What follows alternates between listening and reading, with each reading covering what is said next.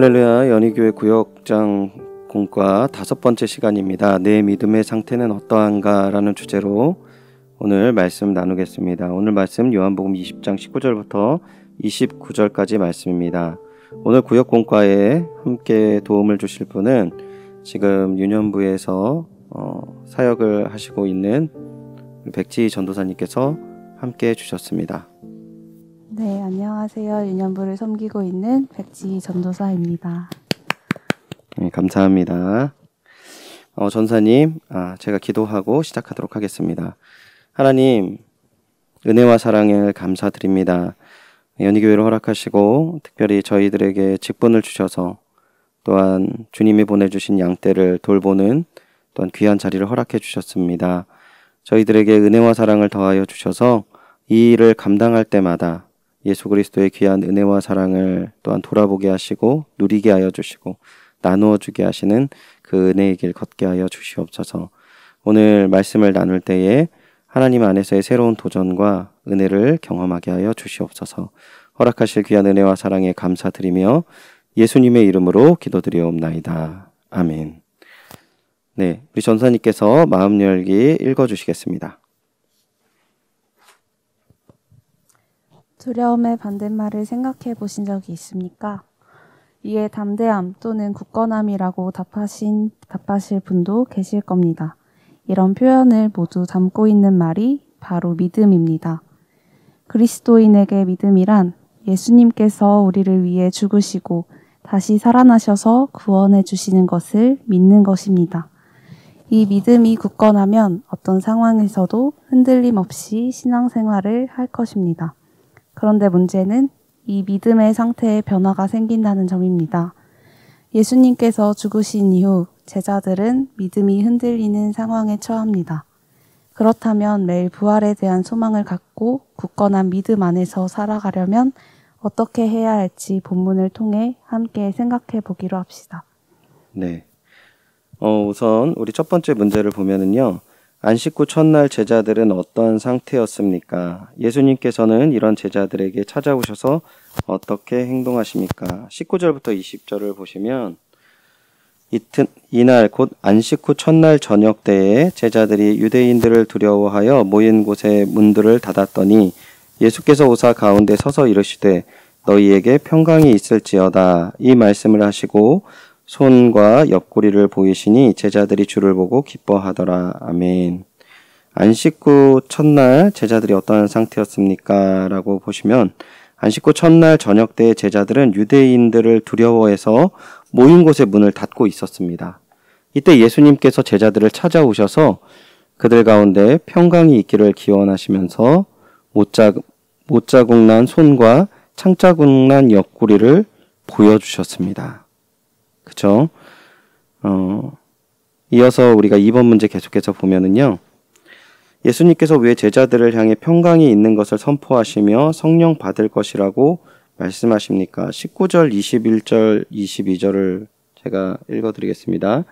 이날 곧 안식 후 첫날 저녁 때에 제자들이 유대인들을 두려워하여 모인 곳의 문들을 닫았더니 예수께서 오사 가운데 서서 이르시되 너희에게 평강이 있을지어다 라고 말씀하시고요.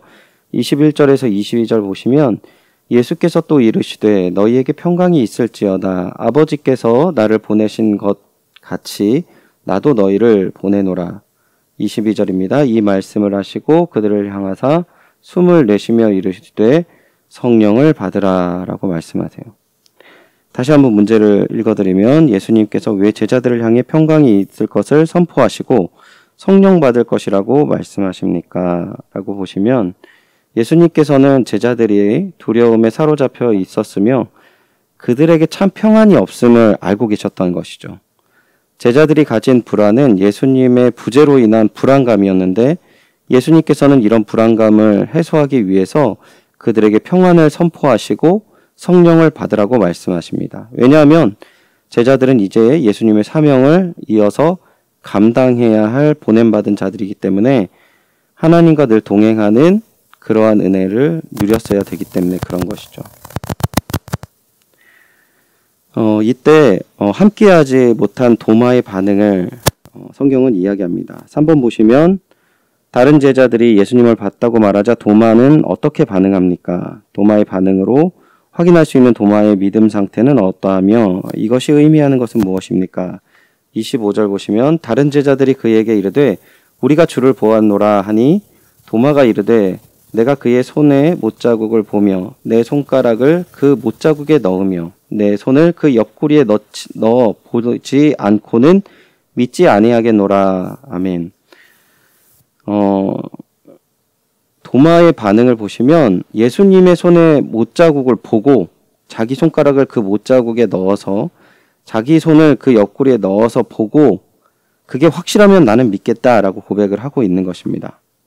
도마의 믿음의 상태에 대해서 우리가 생각해 볼 것은 도마는 철저히 눈으로 보고 손으로 느껴야만 부활하신 예수님을 믿겠다라는 믿음의 수준을 갖고 있는 것이죠. 이것은 도마가 예수님을 메시아로 온전히 믿지 않고 있다라는 뜻입니다. 예수님께서 도마의 수준에 맞게 만나주시고 이제 예수님 자신의 주님이시오 하나님이시라는 고백을 받게 되는 것이죠. 우리가 계속해서 본문을 보시면 그러한 도마에 대해서 예수님께서 말씀하시는 것이 있는데 4번 문제를 보겠습니다. 예수님께서 도마에게 무엇을 행하라고 말씀하십니까? 예수님께서 도마에게 보지 못하고 믿는 자가 복되다고 말씀하신 이유는 무엇입니까? 라는 질문인데요. 먼저 27절과 29절을 보시면 도마에게 이르되 내 손가락을 이리 내밀어 내 손을 보고 내 손을 내밀어 내 옆구리에 넣어보라. 그리하여 믿음 없는 자가 되지 말고 믿는 자가 되라.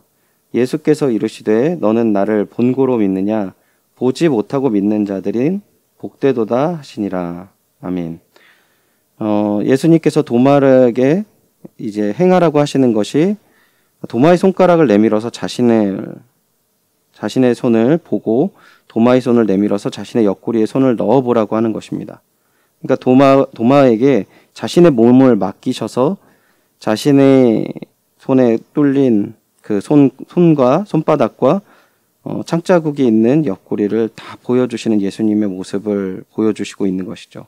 그리고는 믿음이 없는 자 되지 말고 믿는 자가 되어서 되라고 말씀하시면서 보지 않고 믿는 자가 복되다라는 말씀을 주시는데요. 이것은 도마에게 믿음의 본질을 말씀해 주시는 것입니다. 예수님께서 수많은 이적과 표적을 보았음에도 눈과 손으로 확인해야 믿겠다라는 온전치 않은 믿음을 가진 도마가 오직 예수님의 말씀만으로도 믿고 의지할 수 있어야 한다는 사실을 깨닫기를 바랬던 것이죠.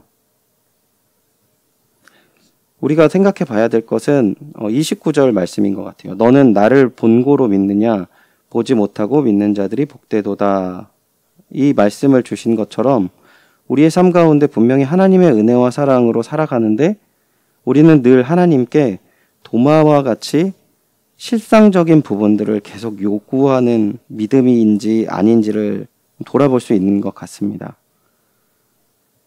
도마가 주님의 말씀만으로 믿고 의지할 수 있기를 바라시면서 보지 않고도 믿는 자가 되라고 말씀하시는 예수님의 말씀을 우리가 꼭 붙들고 나아가야 될 것 같습니다. 그렇다면 우리가 약속의 말씀을 붙들고 이 부활의 소망을 지니고 주님 앞에 흔들림 없는 믿음으로 신앙생활을 하고 있는지를 우리가 한번 살펴보는 것이 좀 중요한 것 같은데요. 5번 질문 보시면요.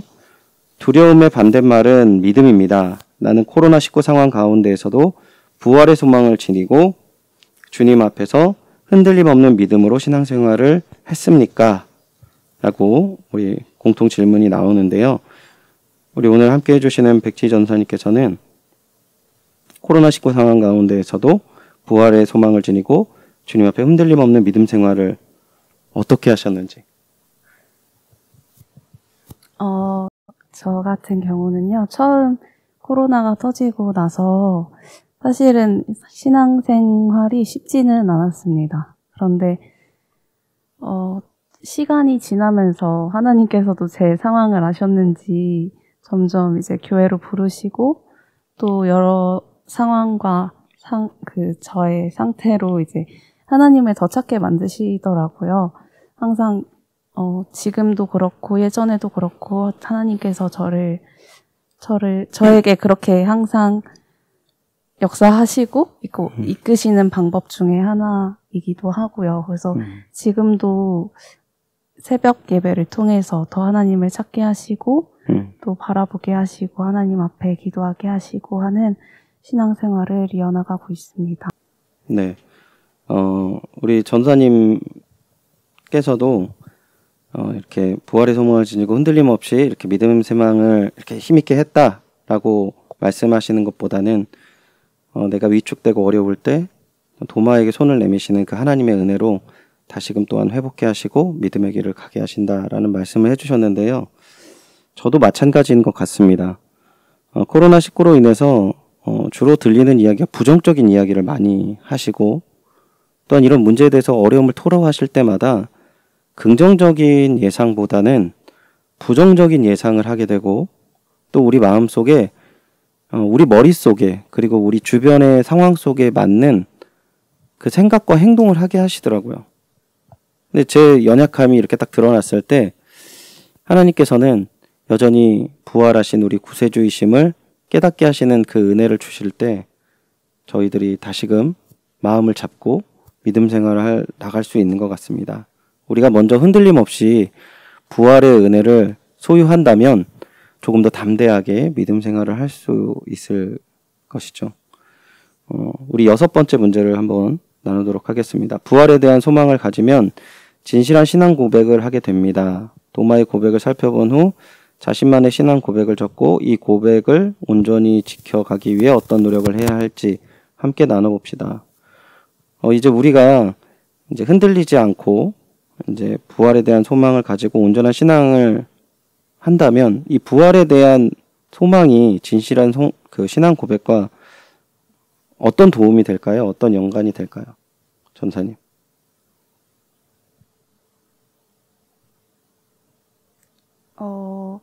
우리에게